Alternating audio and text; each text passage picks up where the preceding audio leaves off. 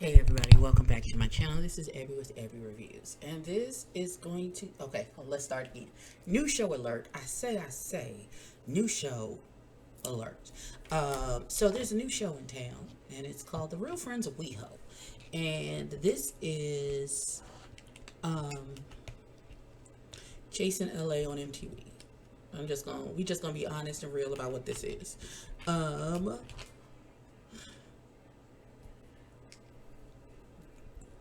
We gonna see what this is. It has Todrick, it has Brad, and some other children. We gonna see what this is. I'm also putting on some lashes because the other ones I cried off during service. Judge your mama, don't judge me. The spirit got high. I started screaming during. It was a lot. It was a lot. It was a lot. It was a whole lot. But we are here to watch The Real Friends of WeHo. I'll be back. Let's jump into the drama. I'll have lashes on when I come back, though. Let's jump into it and see what they talking about, shall we? Not the girls is fighting already in the first episode.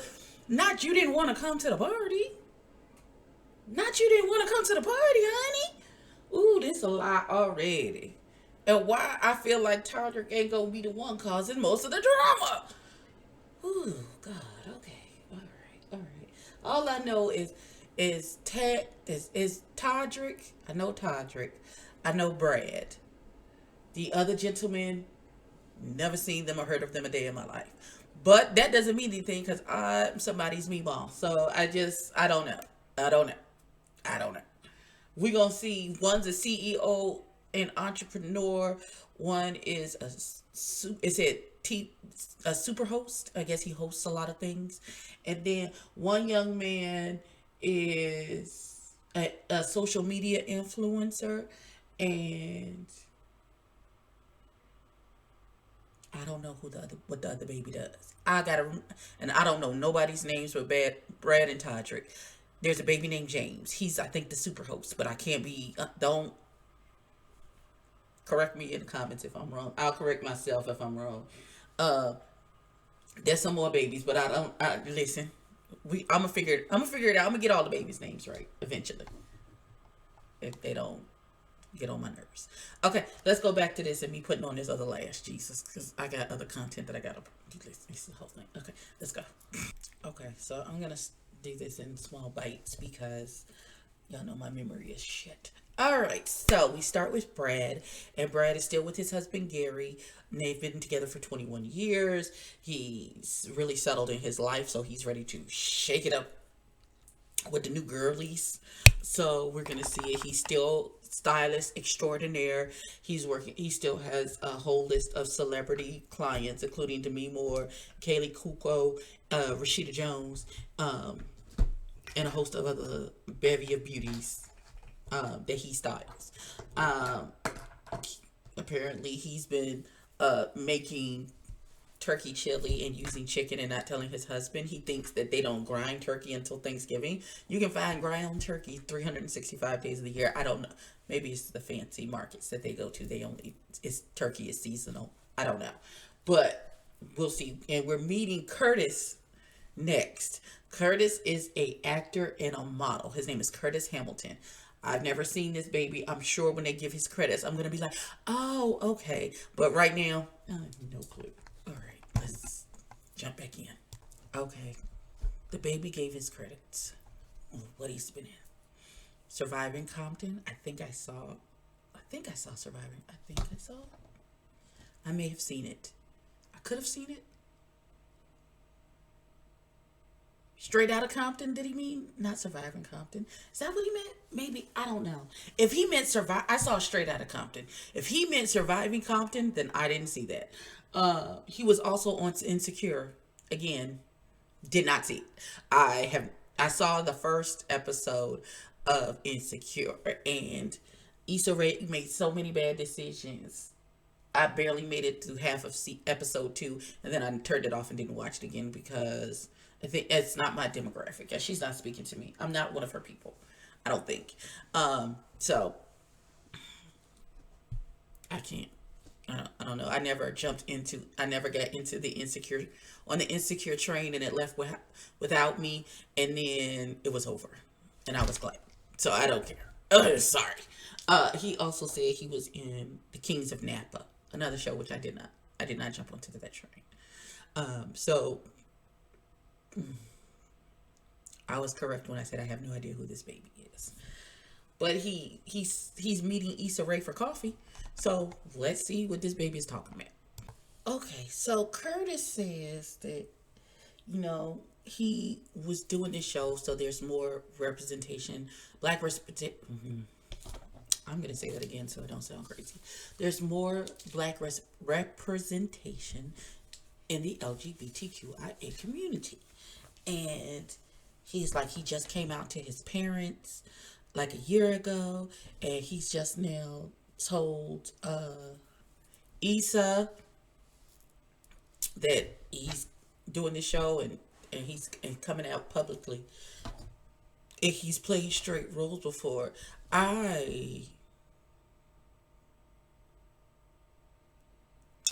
You know how once you see something, it's hard to unsee it. I don't think because I have a good gauge sometimes when it comes to men who are in the closet and they really think that they be presenting a masculine front in that closet. And I really be like, baby, the closet is made of glass. We can see you, baby. We see you. We can see you. So I would think his parents already knew. They were just waiting for him to tell them, to be comfortable enough in himself to come and tell them what is going on with him. Parents who truly know and love their children, we be knowing. It just is what it is. We be knowing. He had a very good conversation with Issa Rae about, is she, now that he's coming out of the closet publicly, because she's thinking of him for roles and things, and she was like, he plays a good asshole. It must be the mustache that he has, but and he's like, do you have any reservations with hiring me for roles now that you know that this is what it is? And Issa said, no, unless like you've become so big as a personality that, as a personality that it would overshadow the role and they can't see the role that you're playing, they can only see the personality that becomes famous, then there might be an issue at that point. But as of right now, just because he's coming out publicly does not mean she will not hire him to play roles and roles of a straight person, and she's not going to be like, oh, now you my new go-to gay for anything that you know what I'm saying? So it was a really good conversation between him and Issa. And she's just like, I messed with you the long way. I'm trying not to cuss because it's Sunday and I just got at church. But yeah. We're gonna keep going. All right, so Todd, sugar, Brad. Listen, no lash. I need you to. What? Jesus on the cross. Come on, honey. And you act like you don't want to stick on at all. Listen, I don't have time for this. And now I feel like they're two different shapes. You know what? You take the good, you take the bad. I'm feeling very Mrs. Garrett. I feel that's how I feel today. Maybe it's the hair. But like I was saying, Brad went to Todrick's house, and Brad was very honest, and he was like, everybody told me anytime I mentioned Todrick's name in regards to this project, everybody was like, no, stay away, don't do anything in regards to Todrick. He's bad news, blah blah blah blah. And he said, but he's very warm, he's very pleasant. I haven't had a bad interaction with this man, so therefore I'm going to take him at face value. They've called him messy and all manners of things. Listen, fool me once, shame on me. Fool me well, you never don't get a second chance to fool me. So, shout out to George Bush. But yeah, that's where they are. Brad is giving him a chance. And Todrick has said it's been a really rough year. He said he tried not to speak to a lot of the shenanigans and the foolishness, but he said after a while he didn't have a chance, didn't have a choice but to speak to it. So he did, and yeah, that's where we are now. So I am a fan of Todrick personally. So listen, it be what it is, child. Somebody can't be all wrong. He ain't kill nobody's dog, so anything else can come out in the wash. And we move on. Next, we have James Vaughn, who's married to Joshua Bennett. And I like him already. He's supposed to be the television super host, and he now has travel agency because he got burnt out on red carpets and interviewing celebrities and stuff like that. So he's opened this travel company, and hopefully I pray it's a success for him and his husband. They seem really cute together. He was like, he's from Virginia. Shout out to the 757 because your girl is from the 757. So they seem real cute. He was like, I know good and damn well I wouldn't be on this show if it wasn't for my husband. Y'all asked him and he said no. We love a self-aware king. We do. We do. We absolutely do. But yeah, they're cute. Love his accent. And yes, I have indeed had fried chicken from a gas station. And he is absolutely correct. It is very good. So, I don't know where Brad is going in this little coat, but it's cute. Let's see what's happening. We meet Dorian Bernard, who is the CEO of Butter Skincare. Now I'm gonna have to get some of that. Jesus Christ, you people, get out of my pockets. He says he doesn't have it. His only concern with doing this show is that not that someone may not be in his tax bracket, but they might not be in his taste bracket. And when he's in the street, the paparazzi are taking his pictures.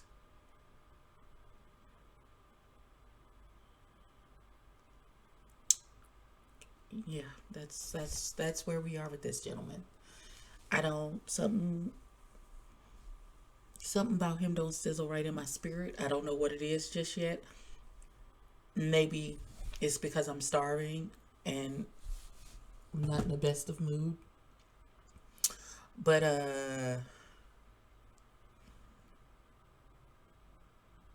he don't sizzle right. He don't sizzle right. I'm sorry, y'all. He don't sizzle right. We gonna see what it is, but something don't sizzle right. All right, before we get to Joey, Dorian has hired Brad to style him for a campaign. Dorian's like, I have style. I just don't care. I don't. He was like, yeah, that's why people come to me. You come to the red door, I produce magic, and then you don't have to worry about it. He said, exactly. And so Brad is hilarious, though. He was like, I've wanted to style men, but some men don't trust, my abilities. As when I'm wearing outfits like this, and he has on this suit, lovely. I want to say it's seersucker striped material, and it's a suit jacket, a bow tie, lovely shirt, but then it's some little short shorts, and only Brad could pull that off. Not many people can pull that outfit off. So he's taking a step out on faith to get into styling men because Dorian seems like a big man. So we'll listen. I'm down for it. Let's see what happens. I'm sorry. So Joey,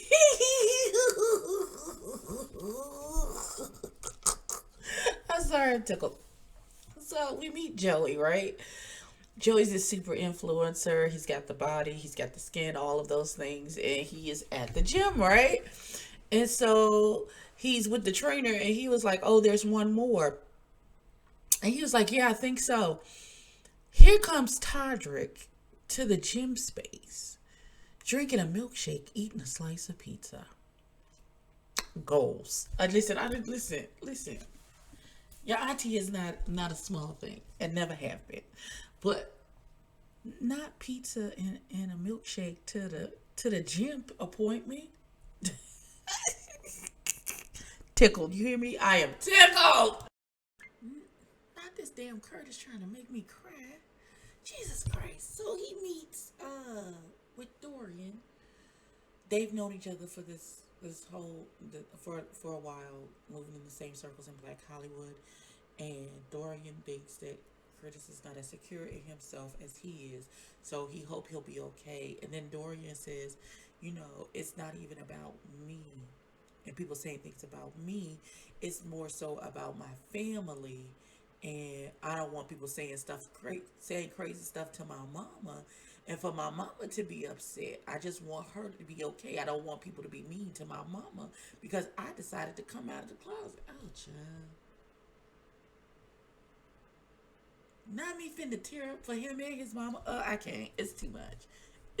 Ooh, Jesus. Okay, we're gonna keep going. Okay, so Dorian said some things that I don't necessarily agree with, but I understand where he's coming from in regards to Christian, you know, and how he feels about coming out on the show and making sure that his parents are always proud of him and all those things. And so I think Dorian has been out way longer, so he doesn't necessarily have the same feeling about his parents and how they feel about anything that he does because he's grown and, all of those things.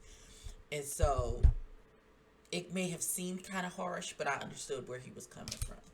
Now we go with Todrick over to meet Bob the Drag Queen and Monet Exchange, and for their to be on their podcast Sibling Rivalry, and they cut right to the chase. So whose house is it? What's going on? He shows them he has the deed to the house is in his name. We didn't see it on the screen, but he showed the deed for the house to Bob and Monet, and then he showed the email apparently for the nails, hair, hips video. The casting call, apparently the email for the casting call said it was a non-paying exposure job. So if you came to the casting call knowing that was what it was to begin with, and then you demanded payment afterwards, and then went to social media and was like, well, he didn't pay me for X, Y, and Z, that ain't good. That ain't good. But this is also not the first accusation of not paying that we've heard from him. So, at this point, either you believe him or you don't. Either you believe him or you don't. I don't even know. And I'm gonna leave it right there because it don't make me no never mind either way. So, let's jump back in. Well, I can see where the drama's coming from. Okay, so we know we're getting ready to celebrate Joey and his fiance Brian's engagement party. So Joey knows Curtis. Curtis knows Darian. Curtis asked Joey, can I bring a +1? He's like, sure. He's like, but I just want you to understand, this is very important to us. This is a very important night. I just don't want anything to go wrong. And they're like, okay, fine. When Curtis calls Dorian to say, hey, I want you to come to this event with me.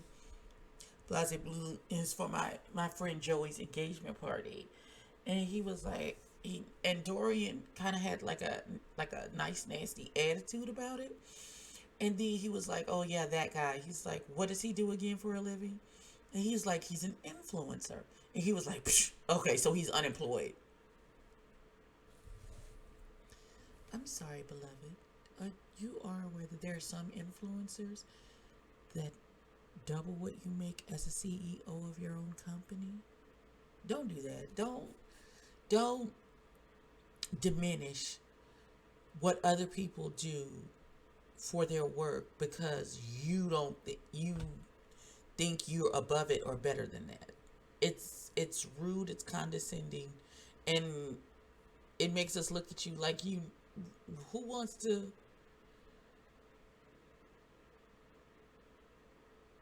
Get off your high horse, beloved, because therefore, but for the grace of God go I.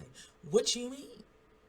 Child, I feel like it's gonna be a problem with this young man because he comes off super arrogant, and it's not cute at all. Daughter, it's not. Mm-mm. Yeah, yeah, that happened. We're at Joey's engagement party. Everyone's arriving. Dorian gets introduced to Joey. He's like, okay, I feel like we might can. First of all, he's trying to say, I think we could get along because we kind of got like the same outfit on, so we have the same kind of aesthetic. But it's very clear, Dorian, by what the remarks that he has made leading up to this, he doesn't respect what Joey does as a living. He says people think because they put a camera in their face and talk to their phone that they're a professional, and that is not a job. They get a W-2 for talking into their phone all day. So it is indeed a job, beloved. It takes all kinds of jobs to make the world go round. Like, why are you so elitist about what this child does? The money is not going in your pocket. It's not paying your rent. So what difference does it make to you? What this baby does for a living? Like, that's where I'm stuck at. But you at this man's house, eating his food, drinking his drinks, talking kind of crazy to his guests who are sincere friends of his. And you're saying that you have this social anxiety because of the pandemic. You haven't really been out, and this is your first, when taking your baby steps out of the pandemic to actually be around people, and you don't really know anybody. You feel like you're not going to get along with the friends. You love Joey, but you don't know about the friends he associates with. And so one of Joey's friends asked, what's the deal with your friend Dorian? And the girl, I'm going to give her credit. She would say, oh, he said he loves you, Joey.